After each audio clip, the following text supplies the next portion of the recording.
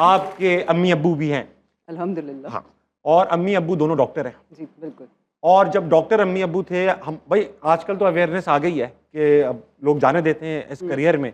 उस ज़माने में 1970s में आपके अम्मी अब्बू ने कैसे इजाज़त दी आपको कि आप इस करियर में आए? नहीं, आई एम जस्ट किडिंग, 65। अरे नहीं यार, क्या बात कर रहे हैं, ऑलमोस्ट 62 की बात है ये। जब मैंने बड़े मज़े से, अच्छा मेरे अम्मी अब्बू की एक शुरू से एक आदत थी, वो कहते थे कि जो भी करो वो करो जिसमें दिल है, जिसमें पैशन है, जिसमें शौक है, वरना टाइम ना वेस्ट करो, ना अपना ना किसी और का। सही बात। तो उनको नहीं पता था कि मुझे एक्टिंग का शौक है, और व्हेन आई वेंट, मैं उस टाइम पे लॉ पढ़ रही थी। तो जब मैं वहाँ गई, मैंने अम्मी अब्बू को बताया, मैंने कहा कि मुबारक हो, लॉ में छोड़ने लगी हूँ और अब इसके बाद फ़ौरन मैं एक्टिंग कर रही हूँ। तो मेरे अब्बा ने बड़े मज़े से मुझे कहा कि ठीक है, बिल्कुल बिल्कुल करो। उनको लगा कि शायद अभी शौक ही है, ख़त्म हो जाएगा, थिएटर किया है नया नया तो इसको शौक हुआ है।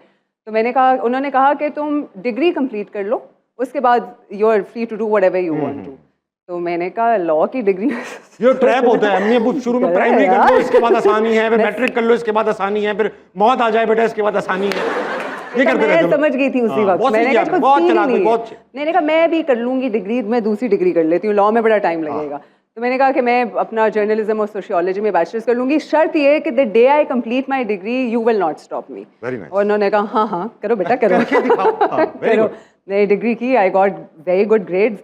वो परेशान, उन्होंने कहा अब जाओ, do whatever you want to.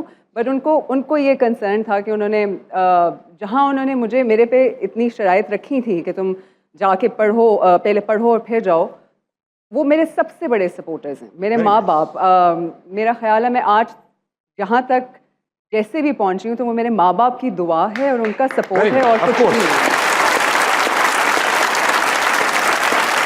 अच्छा, उस्मान खालिद भट्ट ने आपको जब पहली बार ड्रामा ऑफर किया तो आपने मतलब मना कर दिया, फ़ोन रख दिया? मेरे एग्जाम्स होने वाले थे, उस्मान का मुझे फ़ोन आया, उसने कहा कि हम थिएटर कर रहे हैं, जो मैं प्ले कर रहा था उसकी ना एक लड़की जो है वो भाग गई है, तुम ऑडिशन कर दो। तो मैंने कहा एक्सक्यूज़ मी यार, मैं सेकंड चॉइस प्लीज़, ये नहीं हो सकता।